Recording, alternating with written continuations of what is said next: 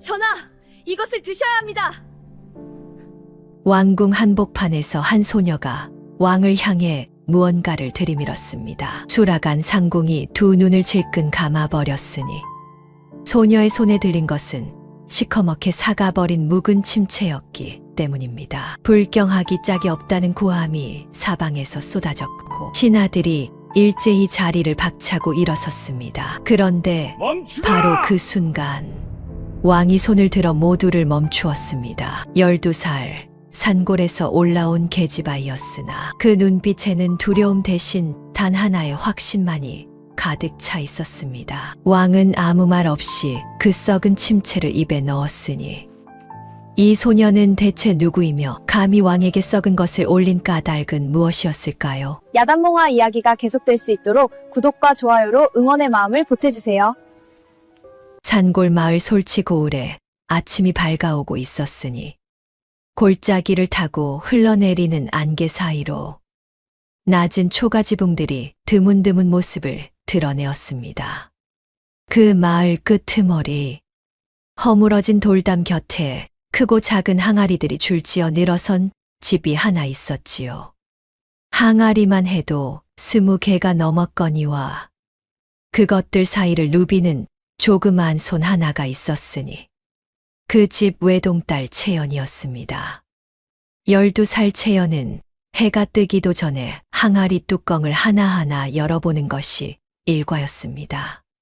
손끝으로 배추를 눌러보고 코를 들이밀어 냄새를 맡고 이따금 손가락에 묻은 국물을 혀끝에 대어보기도 하였으니 그 품이 꼭 약방의 노의원 같았으나 그 입에서 나오는 말은 영락없이 12살 계집아이의 것이었지요.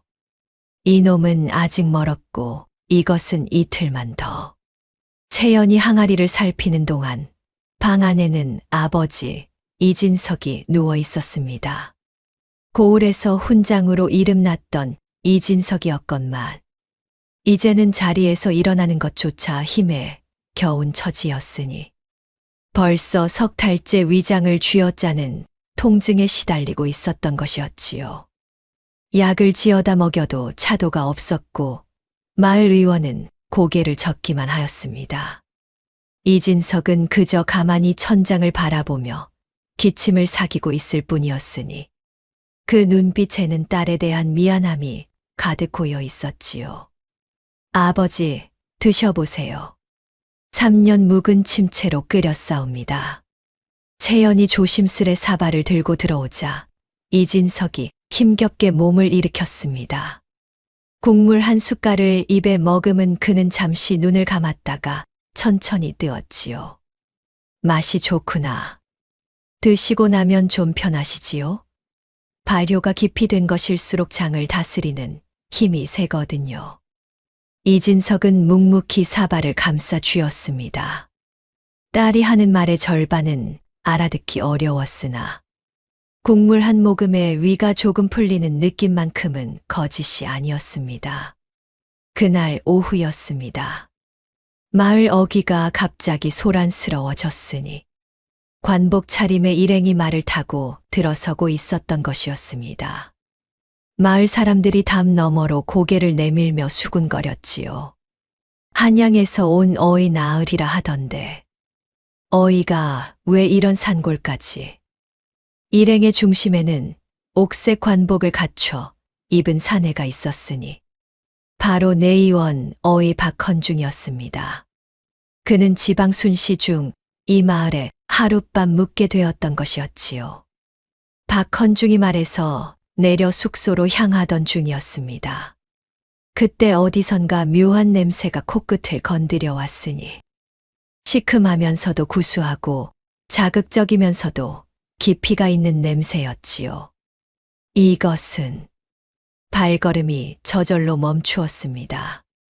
박헌중은 50평생 수많은 발효, 약재를 다루어 온 사람이었으나 이토록 깊은 숙성의 기운을 품은 냄새는 처음이었지요. 그는 고개를 돌려 냄새가 흘러오는 방향을 찾았으니 항아리들이 줄지어 선 허름한 집 마당이었습니다. 박헌중이 열린 살인문 앞에 서자 채연이 먼저 그를 발견하였습니다. 관복을 입은 어른에게도 주눅 든 기색 하나 없이 채연은 오히려 먼저 입을 열었지요. 나으리께서는 이 냄새가 궁금하셨지요? 박헌중이 눈을 깜빡였습니다. 아이의 눈빛이 예사롭지 않았지요. 그렇다. 이것이 무엇이냐? 3년 묵은 침체 항아리옵니다. 저쪽 것은 5년 된 것이고요. 5년이라고? 예. 발효가 깊이 될수록 시고 이로운 기운이 차오르고 해로운 것들은 쓰러지며 좋은 기운만 남사옵니다. 장이 약하거나 소화가 안 되는 분들께 이것이 보약보다 낫지요. 박헌중의 눈이 천천히 커졌습니다. 12살짜리 계집아이의 입에서 나올 말이 아니었으니 그는 한동안 말을 잃고 아이를 바라보았습니다. 박헌중은 그 자리에서 2시즌 넘게 채연의 이야기를 들었습니다. 채연은 어머니가 돌아가시기 전에 가르쳐 준 것들이라며 발효의 온도와 계절, 소금의 비율, 재료마다 달라지는 숙성 속도를 줄줄이 읊어내었지요. 헌데 더 놀라운 것은 단순히 외운 것이 아니라는 점이었으니 채연은 왜 그런지까지 설명해내고 있었습니다. 박헌중이 슬쩍 엇나간 질문을 던져도 흔들리지 않고 대답이 돌아왔지요. 아이야, 너는 어디서 이것을 배웠느냐? 어머니한테서 조금, 나머지는 직접 해보면서 알았사옵니다. 직접 해보면서. 박헌중은 잠시 말을 잃었습니다. 내의원에도 발효 약재를 연구하는 어이가 있었으나 이 아이만큼 명확하게 설명하는 이는 없었지요. 박헌중이 조심스레 숟가락을 들어 국물을 한 모금 머금었습니다. 눈을 감았지요. 혀끝에서 퍼지는 복잡한 맛의 층위가 느껴졌으니 시큼하고 깊고 뒤에 은은한 단맛이 돌았습니다. 이 깊이는 그는 천천히 눈을 뜨고 채연을 바라보았습니다. 전하께서 근래 술화를 제대로 드시지 못하고 계신다. 채연이 눈을 반짝였지요. 소화가 안 되시는 건가요? 박헌중은 대답하지 않았습니다. 왕의 병세를 입 밖에 낼 수는 없는 노릇이었거니와 허나 그의 눈빛이 이미 답을 하고 있었으니 채연은 그것을 놓치지 않았습니다. 그날 밤 채연은 아버지 곁에 앉아 오래도록 창밖을 바라보았습니다. 어이 나으리는 내일 새벽 한양으로 떠난다 하였지요. 떠나기 전에 다시 이야기를 나누자 하였으나 채연에게는 그 말이 단순한 인사로 들리지 않았으니 무언가 더 큰 뜻이 담겨 있는 것만 같았습니다. 아버지의 숨소리가 규칙적으로 들려왔습니다. 오늘 저녁에도 묵은 침체 국물을 드시고 나서 조금 편하다 하셨거니와 그러나 이것만으로는 부족하다는 것을 채연은 알고 있었지요. 한양, 대궐, 어이. 채연은 조용히 무릎을 모았습니다. 무언가 커다란 일이 시작되려 하고 있었습니다. 이튿날 새벽 채연은 가장 오래된 항아리 앞에 쪼그려 앉았습니다. 뚜껑을 열자 짙은 김이 피어올랐지요. 5년의 시간이 담긴 냄새였고 어머니의 손이 깃든 것이었으며 아버지를 살려줄지도 모르는 것이었습니다. 채연은 그 냄새를 오래 맡았습니다. 조금만 기다려요. 아버지. 그 말이 항아리 안으로 스며들듯 새벽 고요, 속으로 낮게 가라앉았습니다. 새벽이 채 밝기도 전이었습니다. 채연은 항아리들 앞에 무릎을 꿇고 앉아 있었지요. 손바닥으로 가장 큰 항아리의 옆구리를 가만히 쓸었습니다. 차갑고 거친 옹기 표면이었으나 채연에게는 오래된 친구의 손등처럼 익숙한 감촉이었습니다. 며칠 다녀올게요. 며칠이 될지는 채연 자신도 알 수 없었습니다. 어이 나으리가 한양에서 다시 이야기를 나누자 하였으니 그것이 하룻밤일지 열흘일지 가늠이 되지 않았지요. 허나 항아리들에게는 그리 말하는 수밖에 없었습니다. 방으로 들어가자 아버지가 눈을 뜨고 있었습니다. 잠을 이루지 못한 것이 분명하였으니 채연이 들어서는 소리를 기다리고 있었던 것이었지요. 가느냐? 채연은 아무 말 없이 아버지 손을 두 손으로 감쌌습니다. 깡마른 손이었습니다. 한때는 붓을 쥐고 글을 가르치던 손이었건만 이제는 뼈마디만 앙상이 남아 있었지요. 어이 나으리가 부르시면 가야지요. 아버지 낮게 할 방법을 찾을 수 있을 것 같사옵니다. 내가 찾는다고? 이진석은 딸을 바라보았습니다. 12살짜리 아이의 눈에 그런 빛이 담겨 있어도 되는 것인지 가슴이 먹먹하였습니다. 몸 조심하거라. 채연이 고개를 끄덕였습니다. 박헌중은 마을 어귀에서 기다리고 있었습니다. 수행원 둘과 말세필이었으니 채연을 위해 작은 말 한 필도 따로 준비해 두었지요. 채연이 보따리 하나를 등에 지고 나타나자 박헌중이 그것을 내려다보았습니다. 짐이 그것뿐이냐? 예. 침체 2단지도 챙겼사옵니다. 박헌중이 잠시 말을 잃었습니다. 한양 가는 길에 챙긴 것이 옷가지보다 침체 단지라는 아이였습니다. 한양으로 향하는 길은 멀었습니다. 산을 넘고 내를 건너는 길이었으니 빠른 걸음으로도 이틀은 좋게 걸리는 거리였지요. 채연은 말 위에서 눈을 크게 뜨고 사방을 둘러보았습니다. 고을 밖을 나와본 것이 이번이 처음이었으니 산 너머에도 산이 있고 그 너머에도 또 산이 이어진다는 것이 신기하기만 하였지요. 박헌중이 말 위에서 슬쩍 돌아보았습니다. 무섭지 않으냐? 무엇이 무섭사옵니까? 대궐이. 채연은 잠시 생각하는 듯 하더니 고개를 저었습니다. 항아리도 처음엔 낯설었사옵니다. 헌데 들여다보다 보면 다 알게 되더이다. 박헌중은 피식 웃음이 나왔으나 돌아선 채 내색하지 않았습니다. 이튿날 고갯마루에 올라섰을 때였습니다.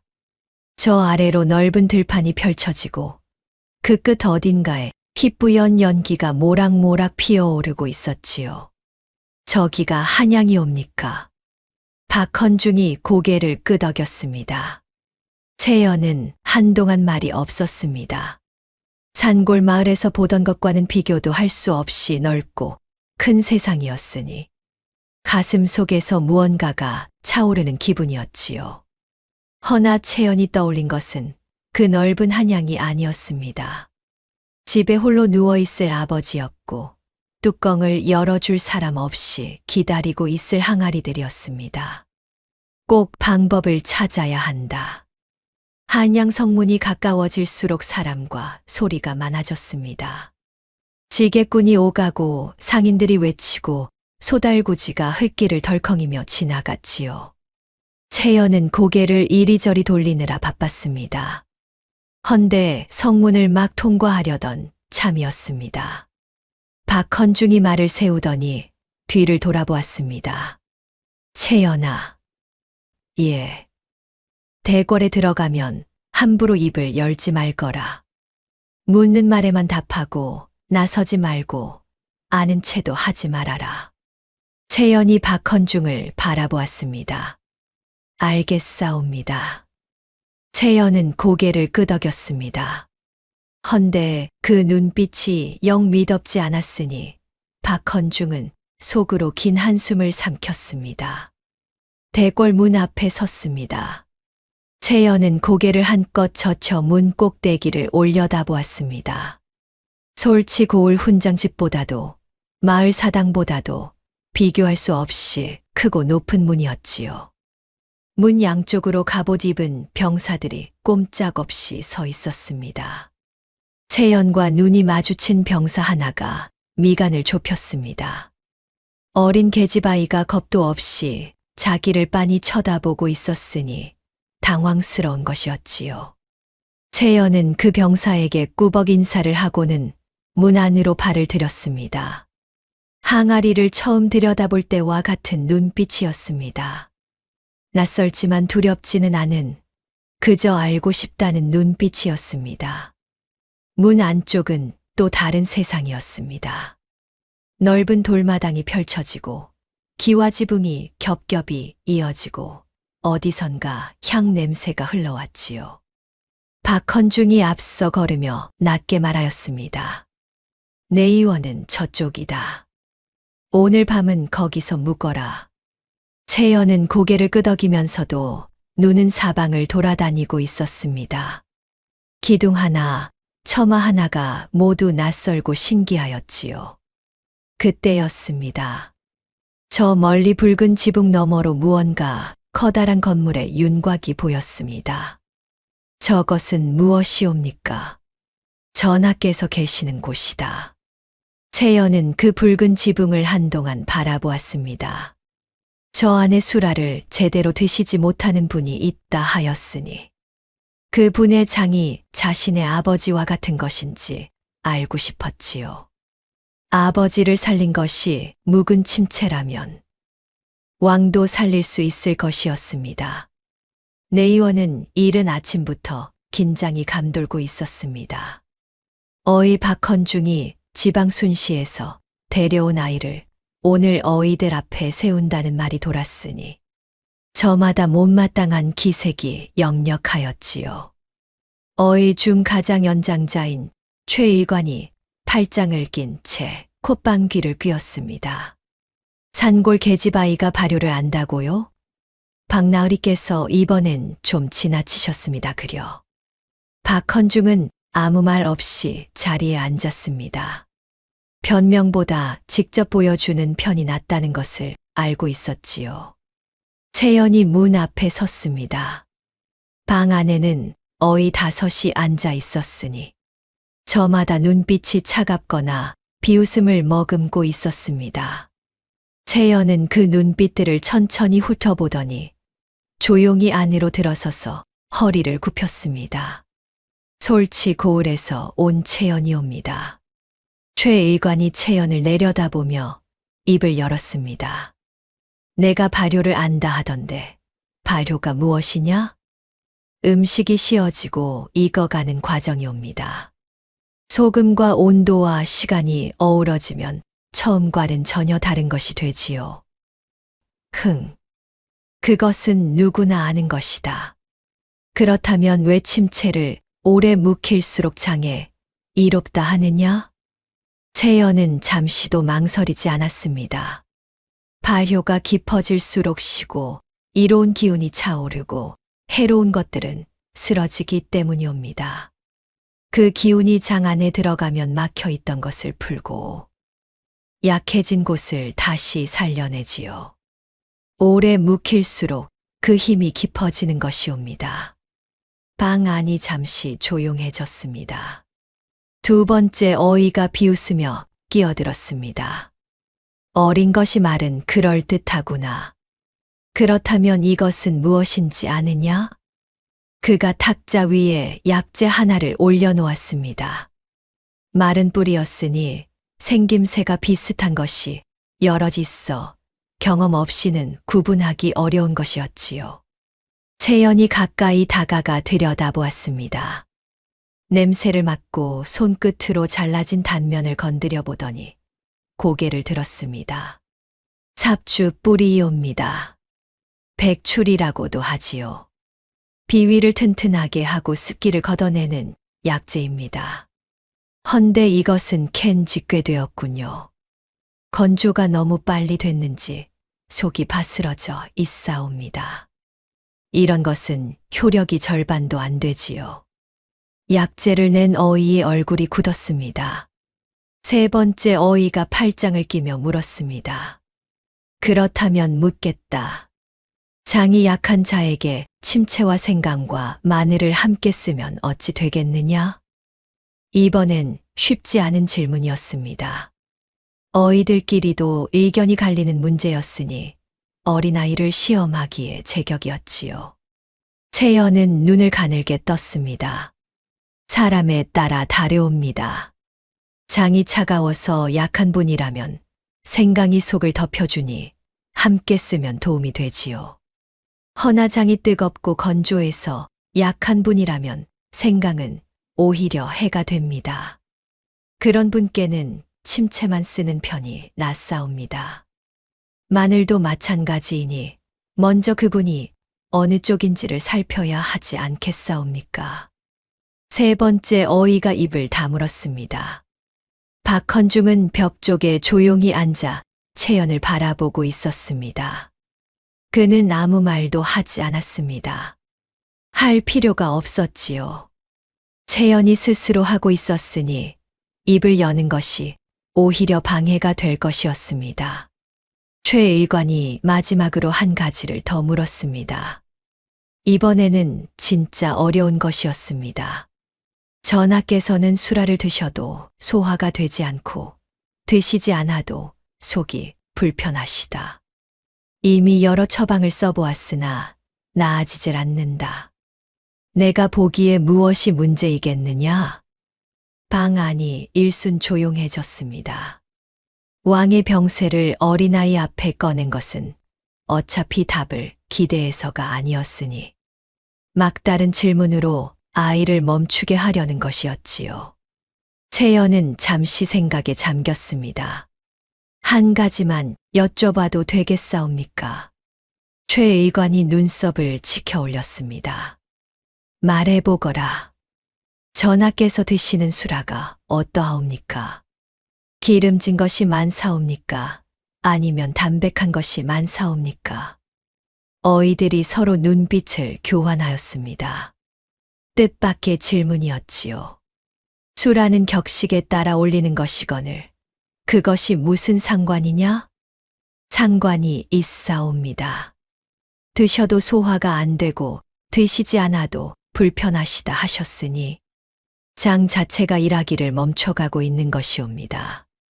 그런 분께는 기름지고 무거운 것보다 가볍고 발효된 것이 먼저이어야 하지요. 장이 스스로 움직이도록 자극을 주어야 하는 것이옵니다. 방 안이 조용하였습니다. 최 의관이 천천히 팔짱을 풀었습니다. 입을 열려다가 다시 다물었지요. 반박할 말이 없는 것은 아니었으나 그렇다고 틀렸다고 할 수도 없었습니다. 두 번째 어이가 낮게 중얼거렸습니다. 어디서 배운 것이냐 정말. 채연은 대답하지 않았습니다. 배운 것이 아니라 알게 된 것이었으니 그것을 어떻게 설명해야 할지 몰랐지요. 박헌중이 그제야 자리에서 일어섰습니다. 이 정도면 충분하겠지요. 최 의관은 한동안 채연을 바라보다가 천천히 고개를 돌렸습니다.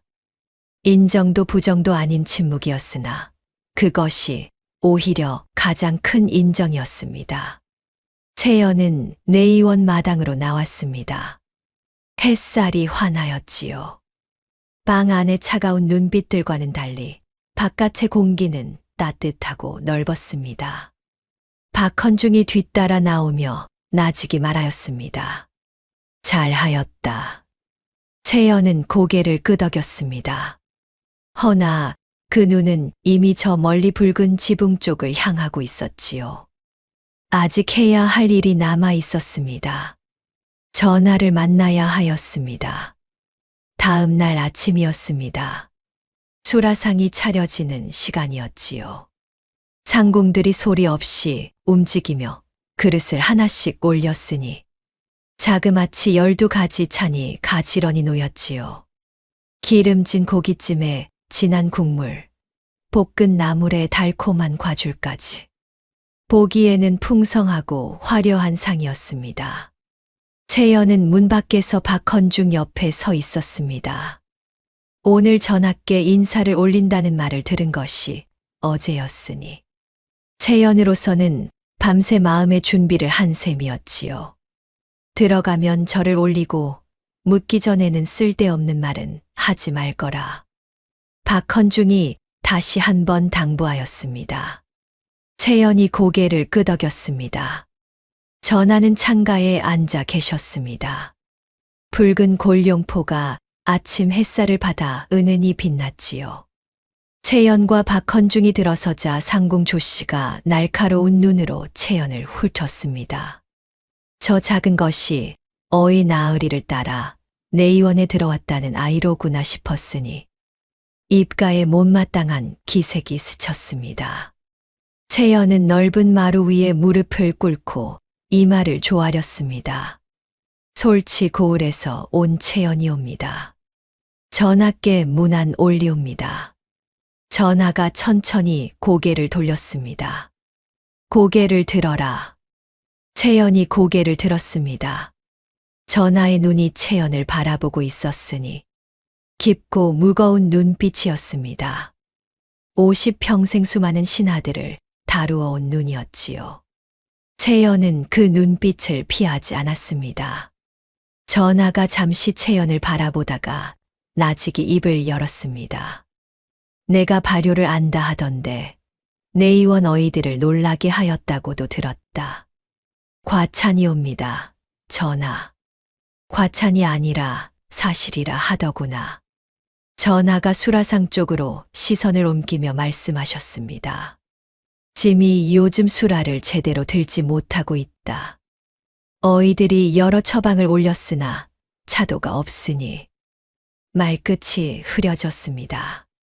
채연은 그 말을 들으며 수라상을 바라보았지요. 12가지 찬이 가득한 상이었으나 채연의 눈에는 문제가 보이기 시작하였습니다. 기름진 것이 절반이었고 짠 것이 너무 많았습니다. 채연의 입이 달싹였습니다. 박헌중이 눈치 빠르게 채연의 옷소매를 가볍게 잡아당겼습니다. 말하지 말라는 신호였지요. 허나 채연은 이미 입을 열고 있었습니다. 전하, 황공하오나 한 말씀 올려도 되겠사옵니까? 상궁 조씨의 눈이 가늘어졌습니다. 박헌중이 속으로 긴 한숨을 삼켰지요. 전하가 가볍게 턱을 끄덕였습니다. 말해보거라. 전하의 수라가 너무 기름지고 짜옵니다. 방 안의 공기가 순식간에 굳어버렸습니다. 상궁 조씨가 입술을 꽉 다물었고 시위하던 내관 하나가 눈을 동그랗게 떴습니다. 박헌중은 눈을 감아버렸지요. 채연은 아랑곳하지 않고 계속하였습니다.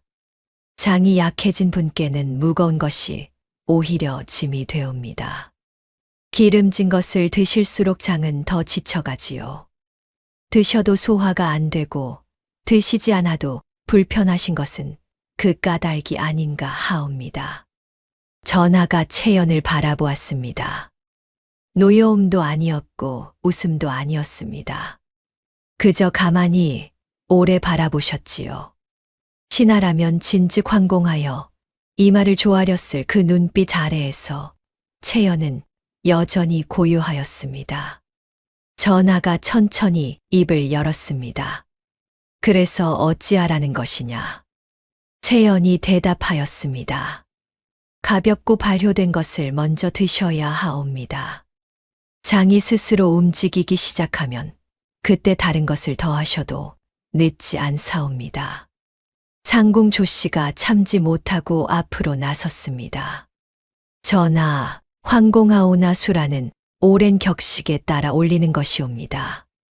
산골에서 올라온 아이가 감히 수라를 논하는 것은 당치 않사옵니다. 조상궁. 전하가 나직이 불렀습니다. 조씨가 입을 다물었지요. 전하는 잠시 침묵하시더니 채연에게 다시 눈을 돌렸습니다. 내가 말한 발효된 것이라 함은 무엇을 이르느냐? 채연의 눈이 반짝였습니다. 침체이옵니다, 전하. 그 중에서도 오래 묵힌 것이 가장 좋사옵니다. 장을 부드럽게 하고 막힌 것을 풀고 스스로 움직이게 하는 힘이 있사옵니다. 전하가 천천히 수라상을 내려다 보셨습니다. 12가지 찬 중에 침체는 가장 구석에 작게 놓여 있었지요. 그것 하나로 되겠느냐? 당장 낫는다고 말씀드리기는 어렵사옵니다. 허나 전하의 장이 쉬어가고 다시 힘을 얻는 데는 분명 도움이 되옵니다. 소녀의 아버지가 그러하였사옵니다. 잠시 침묵이 흘렀습니다. 전하가 조용히 젓가락을 들어 구석에 놓인 침체 쪽으로 향하였습니다. 상궁 조씨가 숨을 죽였습니다. 박헌중은 눈을 떴지요. 채연은 전하의 젓가락 끝을 바라보았습니다. 아버지 앞에 사발을 놓아드리던 그 새벽이 떠올랐습니다. 마음 졸이며 기다리던 그 숨소리가 떠올랐지요. 전하가 침체를 드셨습니다. 천천히 오래 씹으셨습니다. 방 안의 모든 이가 숨을 참고 있었습니다. 이윽고 전하가 젓가락을 내려놓으셨습니다. 아무 말씀이 없으셨지요. 표정도 바뀌지 않으셨습니다. 허나 채연은 보았습니다. 전하의 어깨가 아주 조금 내려앉은 것을. 전하가 젓가락을 내려놓으셨습니다. 방 안에 누구도 입을 열지 않았습니다.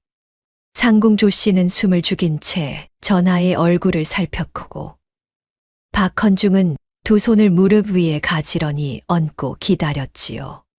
전하가 천천히 입을 열었습니다. 박의관. 예, 전하. 이 아이가 말한 대로 수라를 바꾸어 올려보도록 하라. 상궁조 씨의 눈썹이 미세하게 떨렸습니다. 채연은 고개를 조아렸으나 가슴 속에서 무언가가 뜨겁게 차오르는 것을 느꼈지요. 전하가 물러가신 뒤였습니다. 상궁조 씨가 채연 앞에 섰지요. 채연아. 목소리는 낮고 부드러웠으나 눈빛은 그렇지 않았습니다. 전하께서 허락하셨으니 내 말대로 따르겠다. 허나 명심하거라. 이곳은 내 고을 마당이 아니다. 다음번엔 입을 열기 전에 반드시 나에게 먼저 고하여라. 채연이 고개를 숙였습니다. 허나 그 눈빛은 이미 딴 곳을 향하고 있었으니 보따리 속 항아리 생각이었지요. 채연은 내의원 옆 작은 방으로 돌아와 보따리를 풀었습니다. 5년 묵은 침체 단지였습니다. 솔치 고을을 떠나올 때 두 손으로 감싸 안고 온 것이었지요. 뚜껑을 살짝 들자 짓고 시큼한 냄새가 피어올랐습니다. 채연은 그 냄새를 맡으며 생각하였습니다. 어제 전하께서 드신 것은 내의원 침체였습니다. 오래 묵힌 것이 아니었지요. 이것을 드셔야 진짜를 아실 수 있을 것이었습니다. 허나 이것을 어떻게 전하께 올린단 말입니까? 박헌중을 찾아가 사정을 말하였습니다. 박헌중은 항아리를 내려다보더니 미간을 좁혔지요. 이것을 직접 올리겠다는 것이냐? 예. 안 된다. 왜 안 되옵니까? 수라에 올라가는 것은 모두 상궁과 내의원의 확인을 거쳐야 한다. 출처도 불분명한 산골 항아리를 그냥 전하 앞에 놓을 수는 없는 것이다. 채연은 잠시 입을 다물었습니다.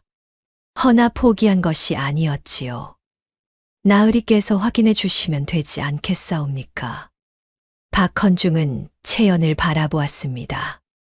이 아이는 막힌 길 앞에서 돌아가는 법을 참으로 빨리 찾아낸다는 생각이 들었지요. 박헌중이 직접 침체를 살폈습니다. 냄새를 맡고 조금 덜어 맛을 보았지요. 깊었습니다. 내의원에 있는 어떤 발효 약재보다도 층위가 많고 복잡한 맛이었습니다. 자극적이었으나 뒤에 오는 것이 부드러웠고 쉬었으나 쓰지 않았지요. 맛이 깊구나. 예. 어머니가 담그신 것이옵니다. 박헌중은 한동안 항아리를 바라보았습니다. 이것을 전하께 올린다면 어찌 될 것인지 머릿속이 복잡하였지요. 허나 한편으로는 이것이 아니면 안 된다는 것도 알고 있었습니다. 박헌중이 전하께 아뢰었습니다. 전하, 채연이 가져온 침체를 올려보고자 하옵니다. 소신이 직접 확인하였으니 허락하여 주시옵소서. 전하가 잠시 생각에 잠기셨습니다. 그 아이가 직접 가져온 물건이더냐? 예, 전하. 들여오도록 하라. 채연이 항아리를 두 손에 받쳐 들고 들어섰습니다. 상궁 조씨의 눈이 항아리에 꽂혔습니다. 작고 검고 낡은 단지였으니 궁 안에서는 본 적 없는 물건이었지요. 냄새가 먼저 방 안으로 흘러들었습니다. 시큼하고 짙은 냄새였습니다.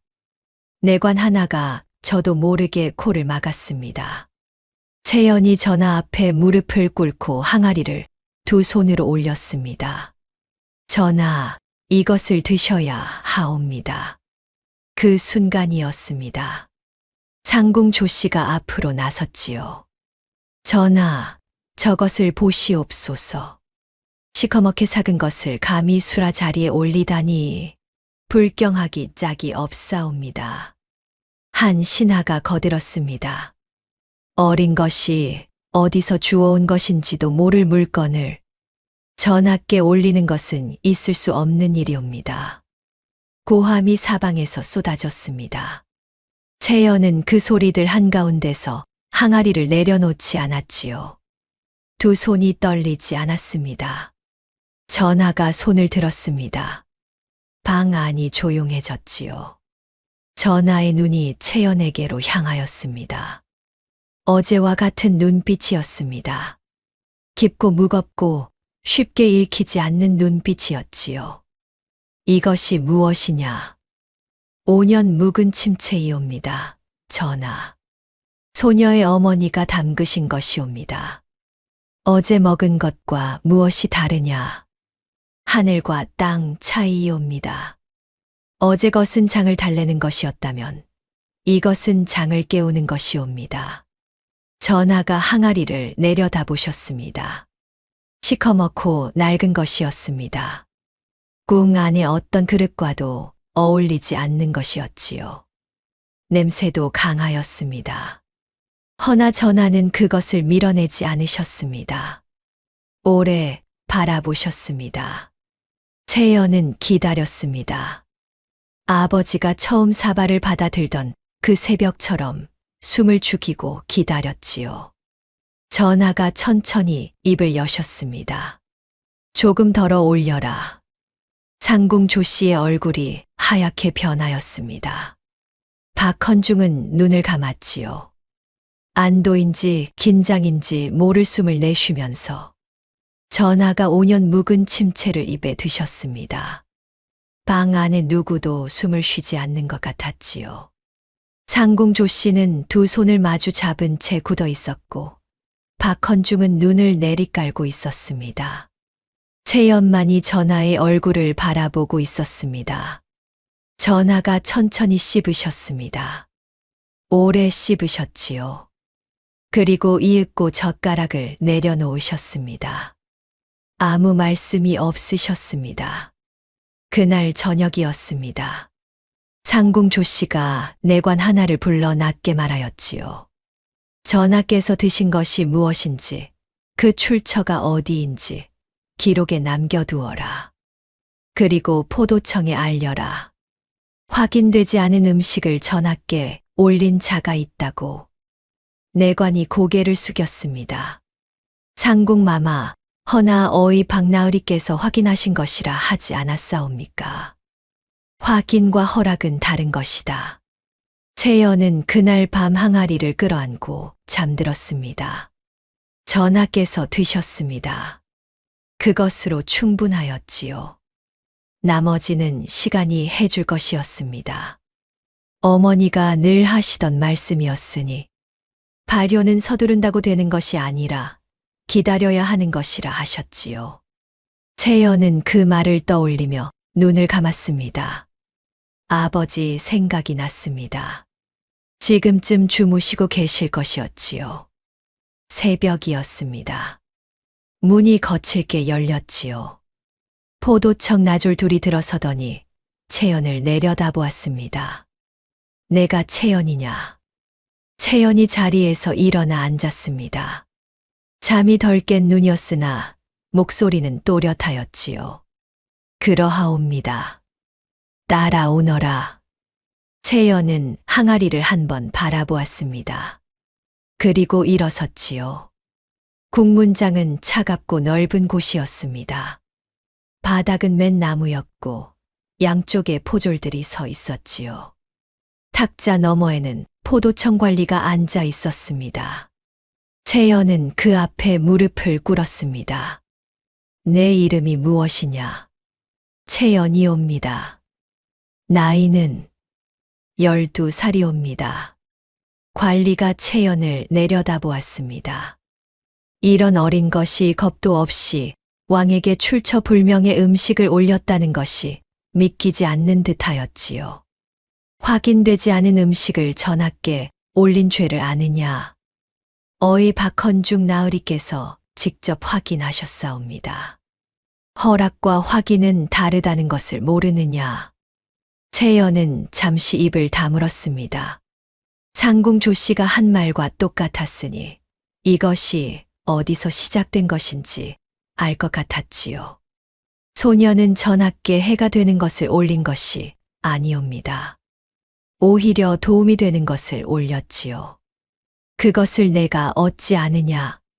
소녀의 아버지가 같은 증세로 고생하셨사옵니다. 그 침체를 드시고 조금씩 차도가 있으셨사옵니다.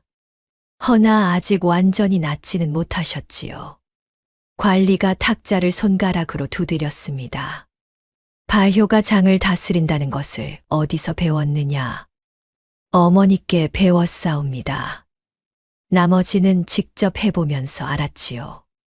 어미가 의원이냐? 아니옵니다. 허나 아는 것이 많으셨사옵니다.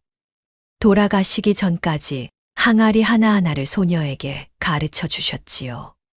관리가 붓을 들었다가 내려놓았습니다. 그 침체를 전하께 올린 것은 무슨 까닭이냐?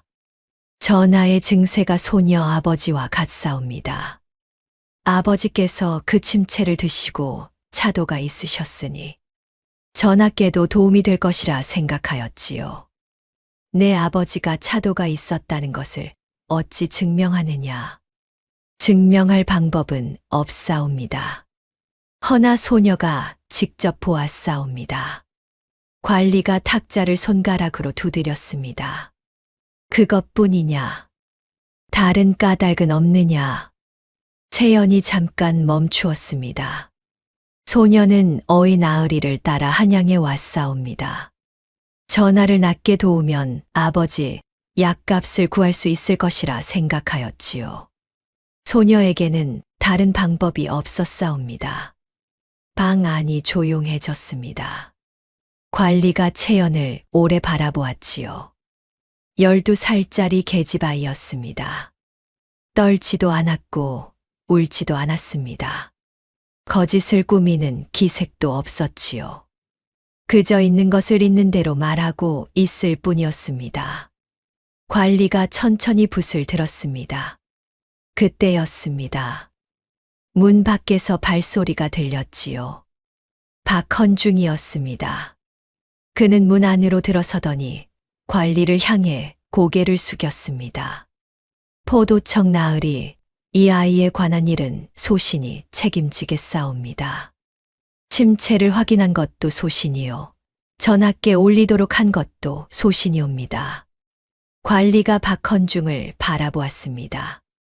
내의원 어이께서 직접 책임을 지겠다 하시니 이 건은 그리 기록하겠사옵니다. 알겠사옵니다. 방 안이 조용하였습니다. 채연은 박헌중을 바라보았지요. 이 사람이 자신을 위해 이 자리에 서 있다는 것이 가슴 한편을 뜨겁게 하였습니다. 채연은 국문장을 나왔습니다. 아침 햇살이 마당 가득 퍼져 있었지요. 차갑고 좁은 방 안에 있다가 나오니 하늘이 유독 넓어 보였습니다. 박헌중이 나란히 걸으며 낮게 말하였습니다. 다음엔 제발 나한테 먼저 말하거라. 채연이 고개를 숙였습니다. 죄송하옵니다. 나으리. 죄송한 줄 알면 됐다. 잠시 침묵이 흘렀습니다. 채연이 조심스레 입을 열었지요. 나으리, 전하께서는 어떠하시옵니까? 드시고 나서 불편하지는 않으셨사옵니까? 박헌중이 걸음을 멈추지 않은 채 대답하였습니다.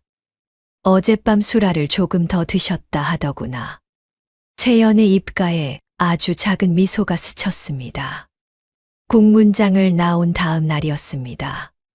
채연이 내의원 마당에서 항아리를 살피고 있던 참이었지요. 뚜껑을 열어 냄새를 맡고 손끝으로 눌러보는 것이 습관이었으니 궁 안에서도 어김없이 그러하였습니다. 내관 하나가 마당으로 들어서더니 채연 앞에 섰습니다. 채연이 내가 맞느냐? 그러하옵니다. 전하께서 부르신다. 따라오너라. 채연의 손이 잠시 멈추었습니다.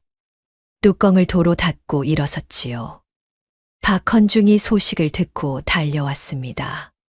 채연 앞에 무릎을 굽혀 눈높이를 맞추더니 낮게 말하였지요. 채연아, 잘 들어라. 전하께서 직접 부르신 것은 예사로운 일이 아니다. 들어가면 묻는 말에만 답하고 절대 먼저 나서지 말거라. 채연이 고개를 끄덕였습니다. 알겠사옵니다. 나으리. 박헌중이 채연의 눈을 들여다보았습니다. 이 아이의 눈빛을 볼 때마다 알겠다는 말이 진짜 알겠다는 것인지 아니면 그냥 하는 말인지 알 수가 없었지요. 제발 부탁이다. 내관을 따라 걷는 길이 길었습니다. 채연은 걸으면서 마음을 가다듬었지요. 전하를 처음 배웠을 때도 국문장에서도 항아리 앞에서 늘 하던 것처럼 하면 될 것이었습니다. 두렵다고 뚜껑을 열지 않으면 아무것도 알 수 없는 법이었으니까요. 발걸음이 멈추었습니다. 커다란 문 앞이었습니다. 내관이 조용히 말하였지요. 들어가거라. 편전 안은 조용하였습니다. 시위하는 내관도 상궁도 없었지요. 전하 홀로 창가낮은 탁자 앞에 앉아 계셨습니다. 채연이 들어서서 이 말을 조아렸습니다. 채연이 전하께 문안 올리옵니다. 고개를 들어라. 그리고 앉거라. 채연이 탁자 맞은편에 무릎을 꿇고 앉았습니다. 이렇게 가까이서 전하를 마주하는 것은 처음이었지요. 골룡포의 붉은 빛이 오후 햇살을 받아 은은히 빛나고 있었습니다. 어젯밤에도 수라를 조금 더 들었다. 전하가 먼저 입을 여셨습니다. 채연은 놀랐으나 내색하지 않았지요. 다행이옵니다. 전하. 내가 올린 침체 때문인지는 모르겠다. 허나 오랜만에 속이 조금 편하였다. 채연이 고개를 숙였습니다. 발효된 것이 장을 부드럽게 하였을 것이옵니다. 당장 큰 변화가 느껴지지 않으시더라도 꾸준히 드시면 차츰 나아지실 것이옵니다. 전하가 채연을 바라보셨습니다. 12살이라 하였느냐? 예, 전하. 지미수라를 제대로 들지 못한 것이 벌써 2해가 넘었다. 전하가 낮게 말씀하셨습니다. 채연은 가만히 들었지요. 어이들이 수십 가지 처방을 올렸으나 하나도 듣질 않았다. 먹으면 탈이 나고 굶으면 기운이 없고 그것이 반복되는 것이 이제 지겹기도 하다. 채연은 전하의 말씀 속에서 아버지를 보았습니다.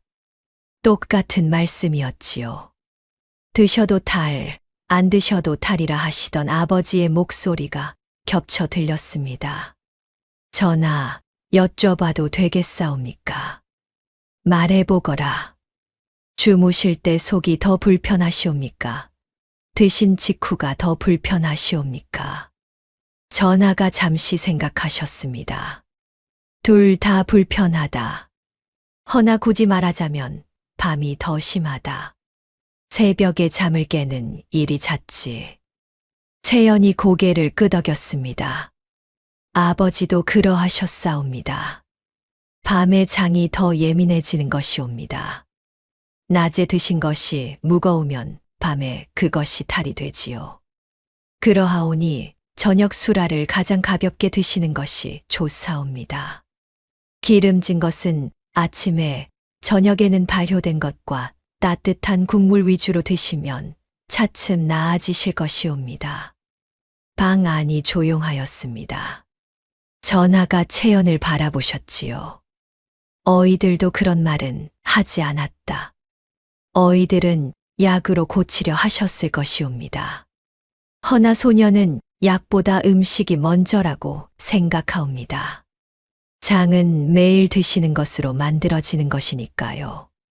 전하가 두 손을 탁자 위에 올려놓으셨습니다. 그 손을 내려다보시더니 나직이 말씀하셨지요. 지미 왕이 된 지 30년이다. 30년 동안 이 몸이 불편하다고 말할 수 있는 자리가 없었다. 채연은 아무 말도 하지 않았습니다. 그저 들었지요. 어이들 앞에서는 전하여야 하고 신하들 앞에서도 전하여야 한다. 허나 몸은 전하가 아니라 그냥 사람이거늘. 잠시 침묵이 흘렀습니다. 채연이 조용히 입을 열었지요. 아버지도 그러하셨사옵니다. 훈장이셔서 늘 꼿꼿하게 계셔야 했는데 밤에 혼자 아파하시는 것을 소녀만 알았지요. 전하가 채연을 바라보셨습니다. 내 아버지는 지금 어떠하냐? 많이 쇠약하시옵니다. 허나 침체를 드시면서 조금씩 차도가 있으셨지요. 소녀가 한양에 와 있는 동안 혼자 계시니 걱정이 되옵니다. 전하가 잠시 말이 없으셨습니다. 그래서 짐을 낫게 하면 아버지 약값을 구하려 하였다는 것이냐? 예, 전하. 황공하옵니다. 황공할 것 없다. 전하가 천천히 몸을 일으키셨습니다. 채연도 따라 일어나 고개를 숙였지요. 내일부터 저녁 술알을 내 말대로 바꾸어 올리도록 하겠다.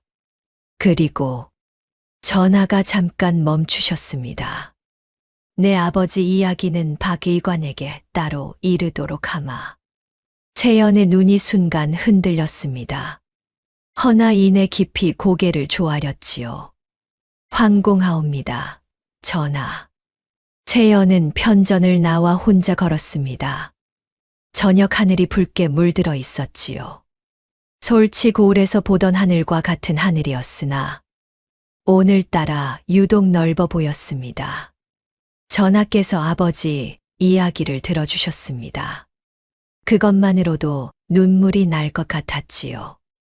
채연은 고개를 들어 하늘을 바라보았습니다. 울지 않으려고요. 아버지, 조금만 더 기다려요. 전하와의 면담이 있은 다음 날이었습니다. 박헌중이 채연을 찾아왔지요. 얼굴에 평소와 다른 기색이 역력하였습니다. 채연아, 전하께서 어젯밤 명을 내리셨다. 채연이 고개를 들었습니다. 솔치고을에 내관을 보내어 내 아버지를 한양으로 모셔오라 하셨다.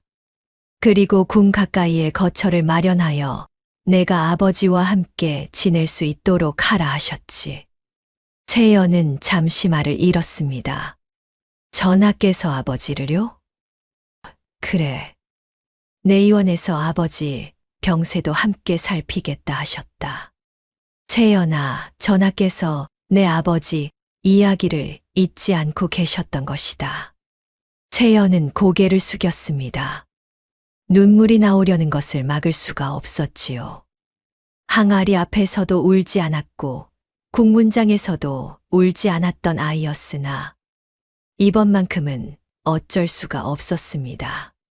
전하께서 기억하고 계셨습니다. 그것만으로도 충분하였지요.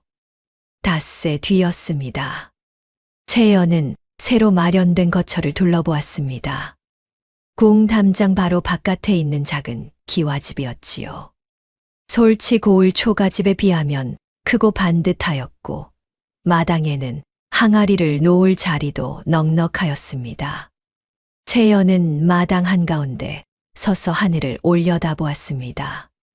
솔치 고을 하늘과 같은 하늘이었지요. 아버지가 오시면 이 마당에서 함께 항아리를 돌볼 수 있을 것이었습니다. 해가 기울 무렵이었습니다. 가마 한 채가 골목 어귀에 멈추었지요. 채연이 달려나갔습니다. 내관들이 가마 문을 열었습니다. 이진석이 천천히 몸을 일으켜 내렸지요. 수척하고 창백한 얼굴이었으나 딸을 보는 눈빛만은 따뜻하였습니다.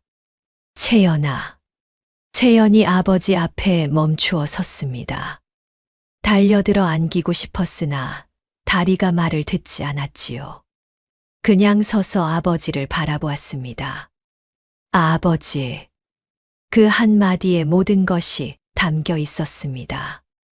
이진석이 채연의 머리를 가만히 쓰다듬었습니다. 많이 컸구나. 몇 달 만인데 무슨. 그래도 그렇구나. 채연이 입술을 꽉 다물었습니다. 울 것 같았지요. 아버지, 여기 오시느라 힘드셨지요. 어서 드세요. 채연이 품에서 작은 보자기를 꺼냈습니다. 안에는 항아리에서 조금 더러운 묵은 침체가 담겨 있었지요. 이진석이 피식 웃었습니다. 한양까지 와서도 침체냐. 이게 제일 좋은 것이니까요. 그날 밤 채연은 아버지 곁에 앉아 오래도록 이야기를 나누었습니다. 한양에 오기까지 있었던 일들을 이진석에게 전하였지요. 내의원 어이들 앞에 섰던 것, 전하 앞에서 수라를 비판하였던 것, 국문장에 끌려갔던 것까지. 이진석은 채연의 이야기를 들으며 한동안 말이 없었습니다. 무섭지 않았느냐? 무서웠사옵니다. 허나 아버지 생각을 하면 무서울 겨를이 없었지요. 이진석이 눈을 감았습니다. 가슴이 먹먹하였지요. 같은 시각 궁 안에서는 전하의 저녁 수라가 차려지고 있었습니다. 맑은 국물과 나물, 그리고 묵은 침체였지요. 보름 전과는 전혀 다른 수라상이었습니다. 전하가 수저를 드셨습니다. 천천히 조용히 드셨지요. 상궁 조씨가 멀찍이서 지켜보았습니다. 전하의 안색이 보름 전보다 분명히 나아져 있었습니다. 인정하기 싫었으나 눈에 보이는 것을 부정할 수는 없었지요. 전하가 수라를 다 드셨습니다. 오랜만의 일이었습니다. 채연은 아버지가 잠드신 것을 확인하고 마당으로 나왔습니다. 달이 밝았지요. 솔치 고을에서 보던 달과 같은 달이었으나 오늘은 조금 더 가까운 것 같았습니다. 항아리들이 마당에 줄지어 서 있었습니다. 솔치에서 가져온 두 단지와 내의원에서 얻어온 것들이었지요. 채연은 가장 큰 항아리 옆에 쪼그려 앉았습니다. 아버지가 오셨습니다. 전하의 안색이 나아지고 있습니다. 아직 끝난 것은 아니었으나 처음으로 모든 것이 제자리를 찾아가는 느낌이었지요. 채연은 항아리 옆구리를 손바닥으로 가만히 두드렸습니다. 한 달이 지났습니다. 궁 안의 분위기가 달라졌습니다. 전하께서 수라를 드신다는 소식이 내의원을 거쳐 조용히 퍼져나갔지요. 두 해가 넘도록 수저를 제대로 들지 못하시던 전하께서 요즘은 저녁 수라를 남기지 않고 드신다 하였습니다. 박헌중이 아침 진맥을 마치고 나오는 길에 채연을 만났습니다. 전하, 안색이 많이 돌아오셨다. 기력도 예전보다 나아지셨고. 채연이 고개를 끄덕였습니다. 침체를 꾸준히 드셔야 하옵니다. 한두 달로 되는 것이 아니니까요. 알고 있다.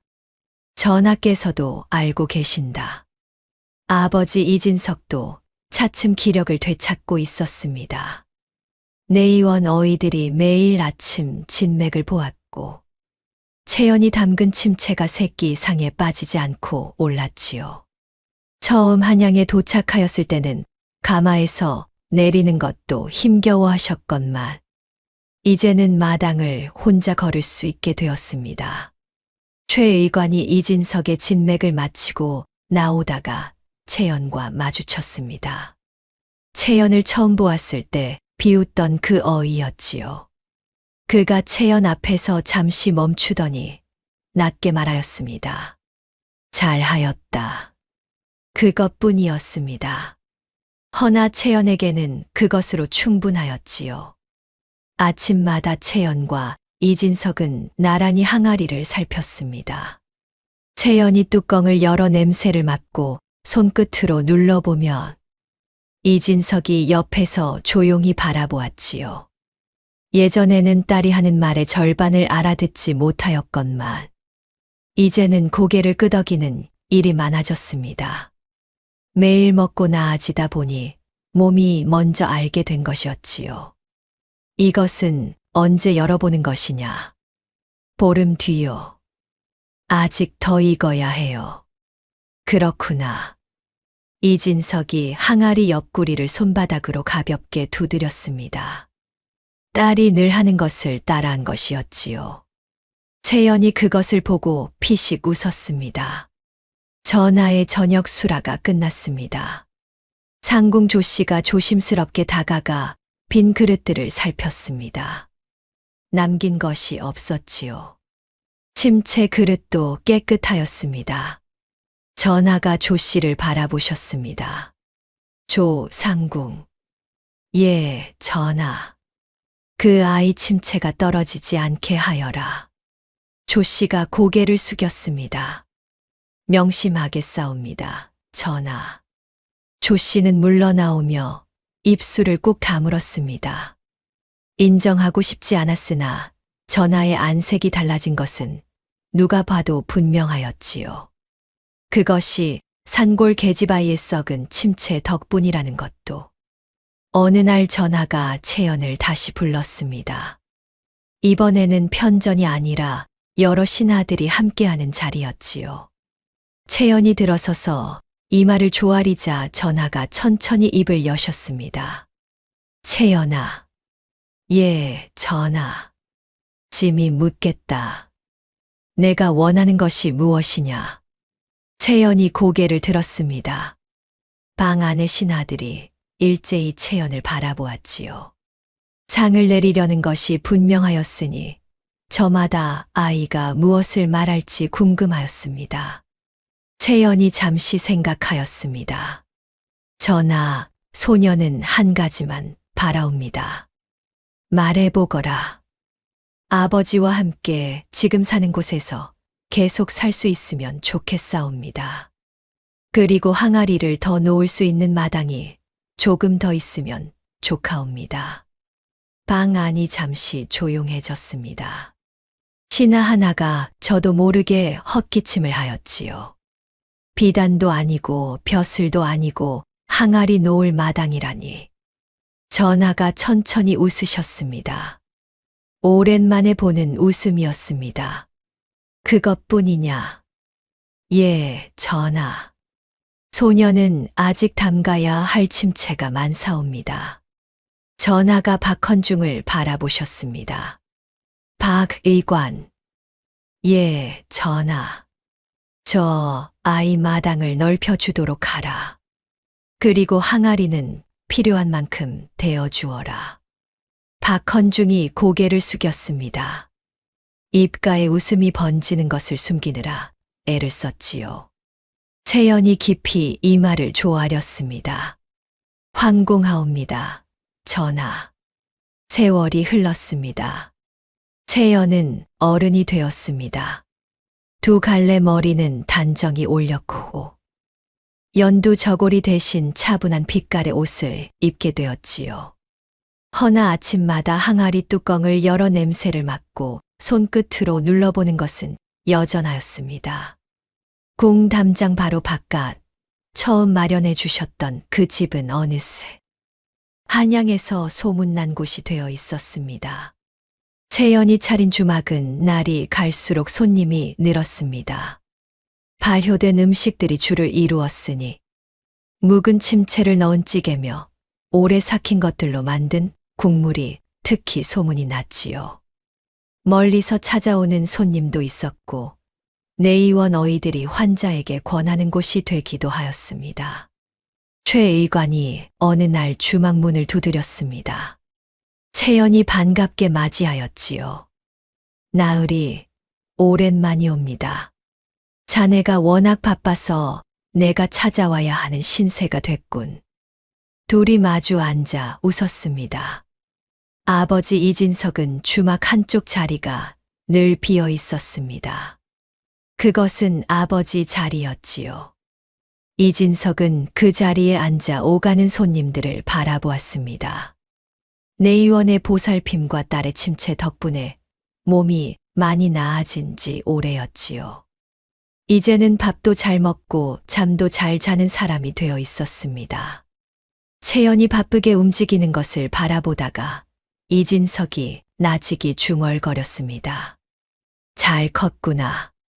그날 밤 채연은 문 앞에 서서 달을 바라보았습니다. 항아리들이 달빛을 받아 조용히 빛나고 있었지요. 새로 담근 것, 한 해 묵은 것, 5년을 넘긴 것들이 나란히 서 있었습니다. 저마다의 속도로 익어가고 있었지요.